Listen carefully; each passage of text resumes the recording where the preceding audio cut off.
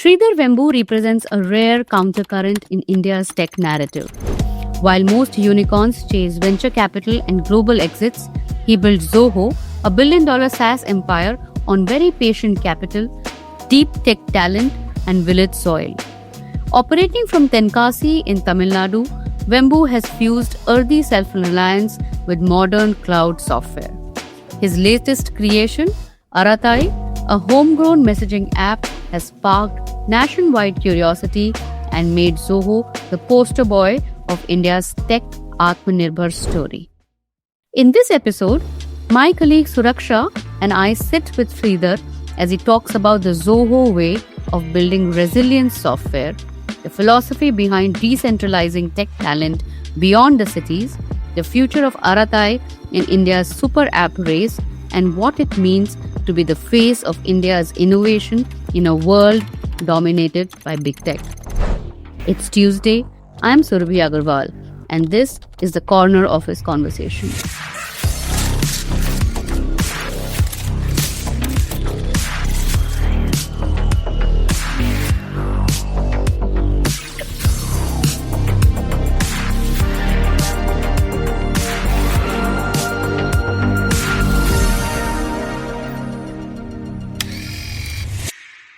Thank you so much for sparing the time to talk to us. Thank you. Right. Do you want to sort of start by recalling a little bit about your early days, Mr. Vembu? The early days of Zoho, how the company started. What was the thought behind finding Zoho? Because, we all know about Zoho as it is right now, but very few would be familiar with how the company began. So do you want to talk us through that? Really, it is my brother Kumar started this here. He returned from, we were both together in Qualcomm in San Diego. I'm talking about 95. And we talk about, India does not have a brand to call its own. We Japanese brands, we see Korean brands, and we are seeing made in Taiwan appearing. But where is made in India, right? So that's when he decided to return. That was in November 95. That is really the genesis of this company. And along the way, actually, my co-founder, Tony Thomas, left his job in New Jersey and he started his own company then.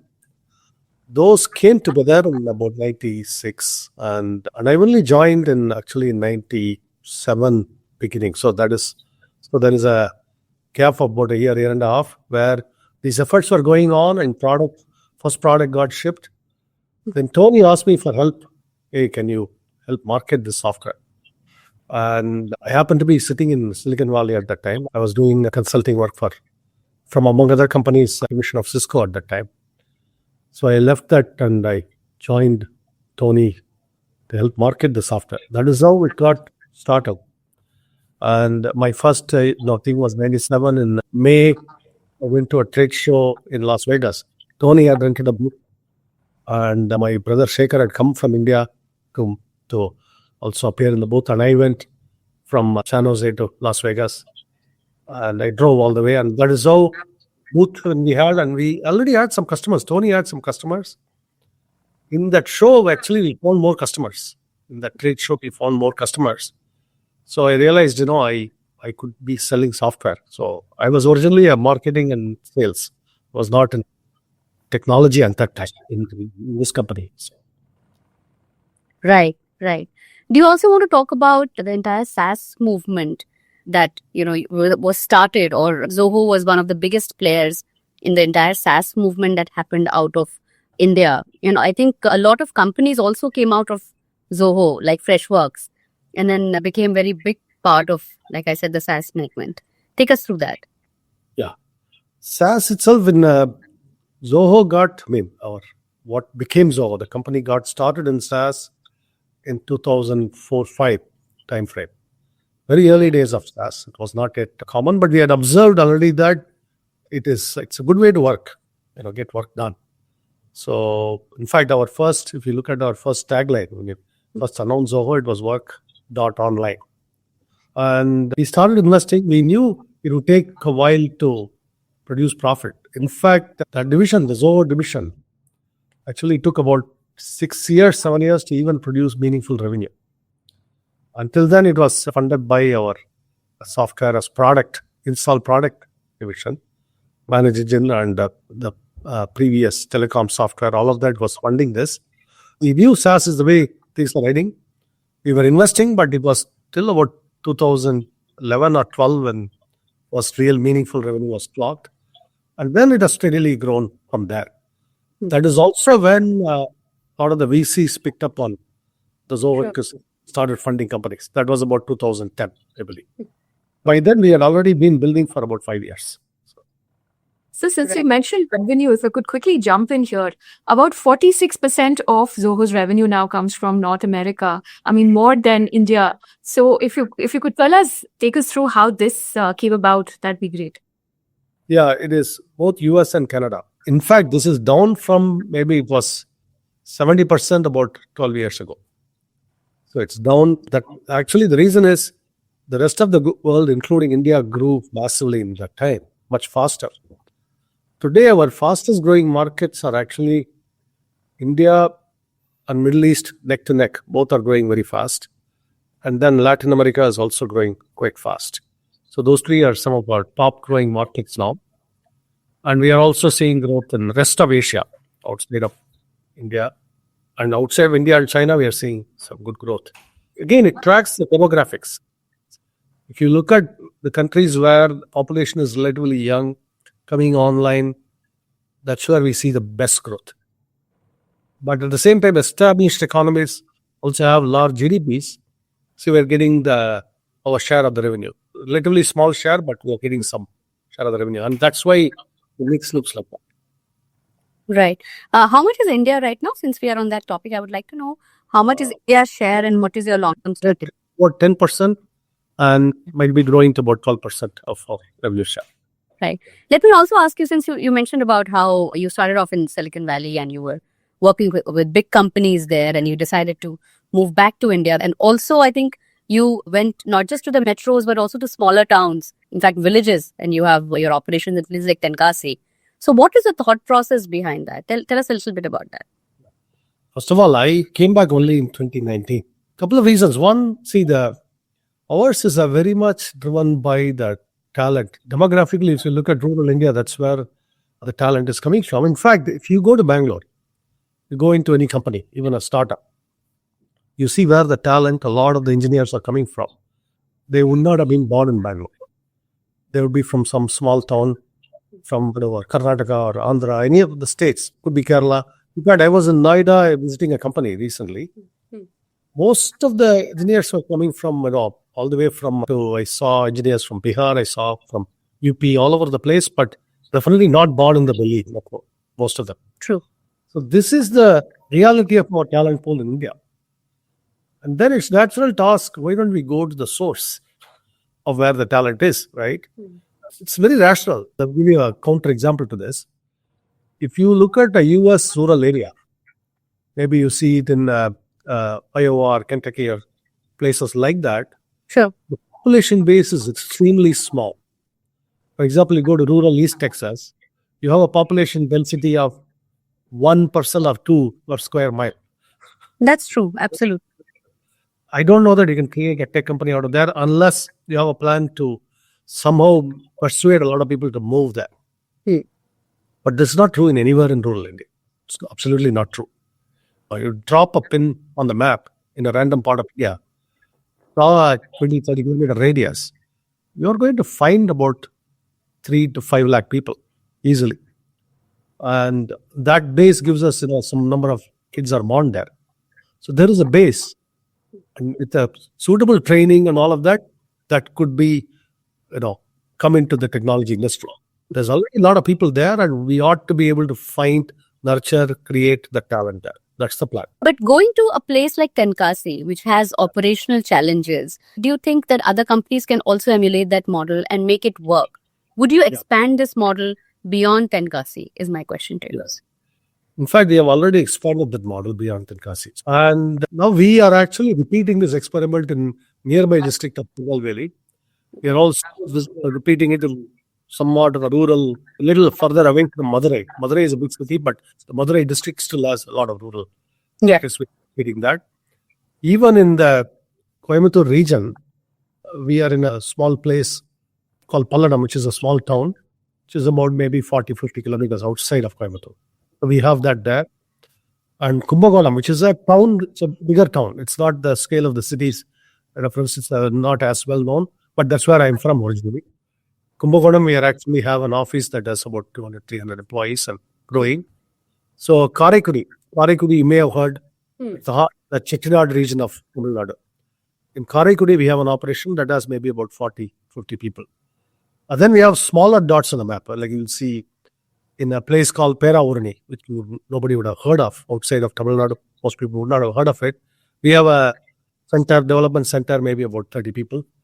So, and then even smaller dots. I mean, my native village near Kumbakonam, it's a village called Kurichi.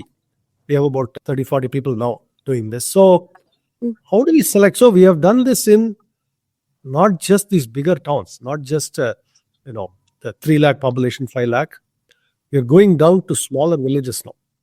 The Tinkazi experiment has gone further, much further. It's only constrained by, of course, do we have the leadership bandwidth to manage the location? Is somebody going to be there and somebody who's rooted there, somebody who wants to commit there? One thing we don't accept is you can remotely manage this. If the leadership layer is not willing to be there, then we won't look at that. So talking about the elephant in the room, Zoho has been in the news, in the spotlight for a while now. You've had union ministers endorse you. So what distinguishes Zoho's suite of offerings from rivals like, WhatsApp and Microsoft and everybody else? Well, what distinguishes first is it's made in India. I draw a contrast between self-sufficiency versus self-reliance. That's important distinction. Self-reliance means we are able to trade on equal terms with the world, that we have an equal exchange of value. For example, if we sell only rice paddy or we sell only petroleum, we buy all the complicated stuff. That's not, even if the trade balances, which often it doesn't, it's not symmetrical trade. And the reason is that the technology could be weaponized against you. And a person who's buying rice can switch suppliers easily, but you are buying the iPhone, you cannot switch supplier easily. Very simple. So that means that the technology has to be, that's where the Atmanirbhar, that whole idea of self-reliance comes in.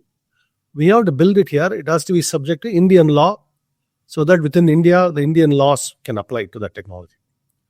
And that's what distinguishes Zoho from an Indian perspective from other products. And secondarily, if you look at the international situation, you look at a third country like Mexico, and you look at other countries, they also face similar pressures. They also have technology weaponized against them. So they will evaluate, if we have to buy from somebody, who will weaponize the technology less against us, who is likely not to dictate terms to us.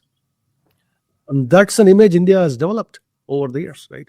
It's one where Indians are respected, but we are not feared, nor do we dictate terms to anybody else. Our government is not doing it. Which is why globally technology sources are needed that are not just in control of one country. So I think it was the IT secretary, Mr. Krishnan, who said that, it is not that, we're pushing products that are just made in India. We're pushing products that are best in class across the world. So how is Zoho addressing challenges like, end-to-end encryption and other challenges that it is seeing with Zoho people, etc., when users are comparing it to other OEMs and their offerings. So how is Zoho addressing these challenges? Yeah. First of all, as I said, 90% of our business is earned outside India. Even within India, our revenue is predominantly private sector. We are earning our revenue in the wide open markets of the world. Our percentage of government revenue is actually small, quite small. So that's the first thing to understand. And the second point addresses itself. If we are not actually competitive globally, our products are not competitive, nobody has to buy them. Nobody is forced to buy them, right? Nobody will buy them. So we are earning our keep in the global markets every single day. And our market share has been growing. It's not just against Microsoft in India. It's actually outside too. We are winning major deals against Microsoft. The second is, you asked about end-to-end encryption.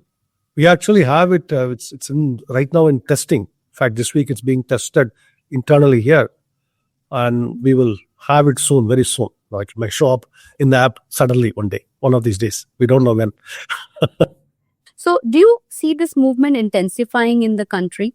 Because the way government of India is pushing, companies like Zoho or Map My India, who were always there, but sort of needed that push, not just to go. I mean, it's providing visibility not just in India, but also internationally to your companies. So, do you expect this movement to continue? And what is happening at the government's end is actually helping you? Yes. So let's come back to this. Every nation today, whether it's USA, whether it's Japan, whether it's China, whether it's Korea, they do push their national champions today. That's the reality. And in fact, in India, there is this whole, we are probably the last country that will pay our lip service to WTO, World Trade Organization, which is now practically irrelevant in the last several years. The only country where it will be even talked about is in India. Okay. So we have to get out of that mindset somehow that all those institutions matter. What matters is national sovereignty. What matters is our self-reliance. What matters is our real ability to trade on equal terms with the world.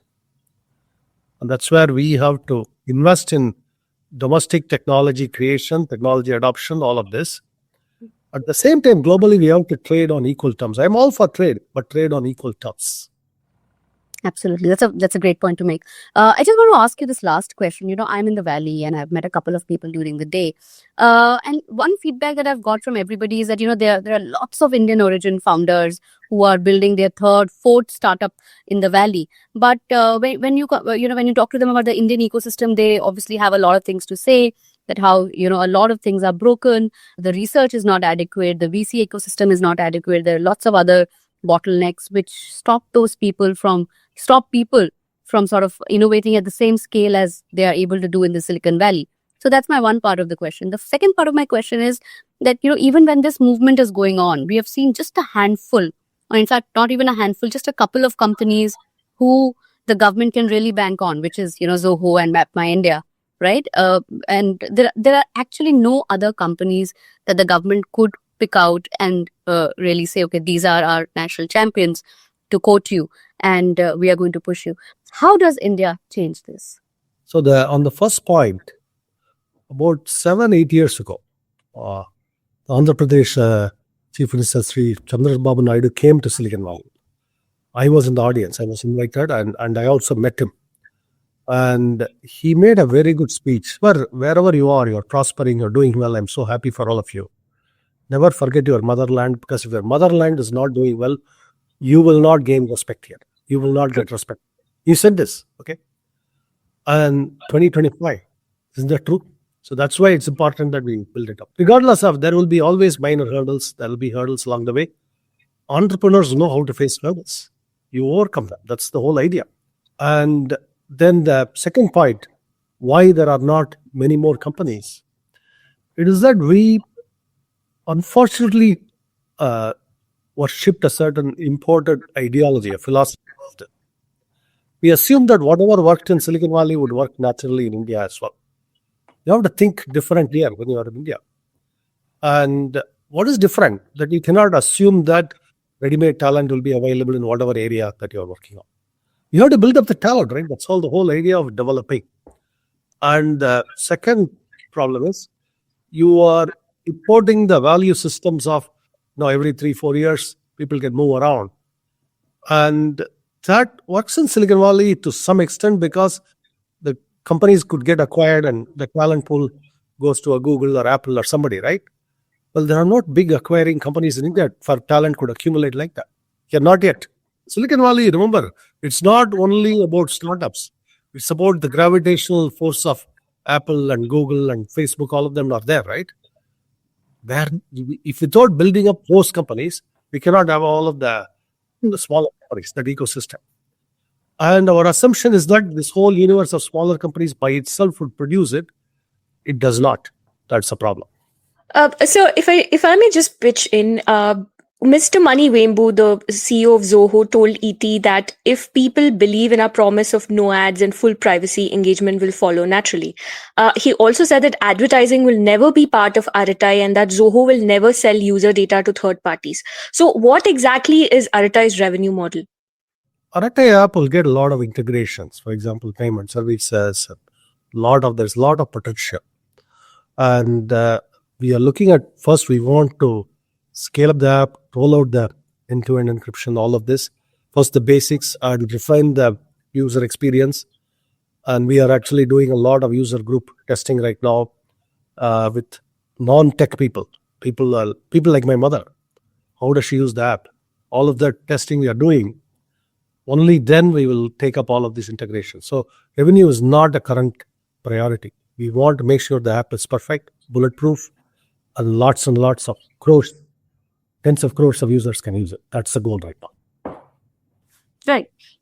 Also, sir, we've had desi apps like Koo, for example, who also got a lot of government push, and then unfortunately it couldn't deal with the challenges that come with user-generated content, and it had to shut shop. So what is the lesson that Indian entrepreneurs can learn from a chapter like Koo?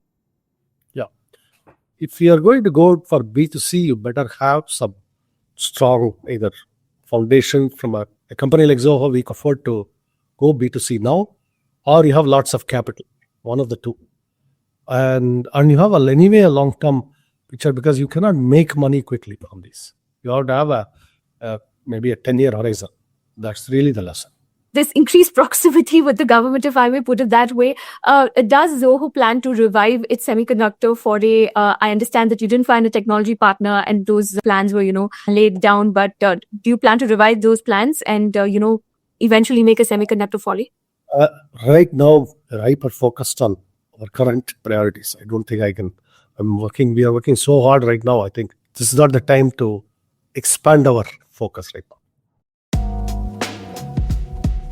Sridhar Vembu's story challenges every assumption about where innovation must come from. As India hunts for its next tech frontier, his model may well be the blueprint for hundreds of homegrown companies that India desperately needs. That's it for today. You were listening to the episode on Corner Office Conversation. It was produced by Anirban Chaudhary and Vinay Joshi. Sound designed by Amrit Reggie. Have a good week ahead.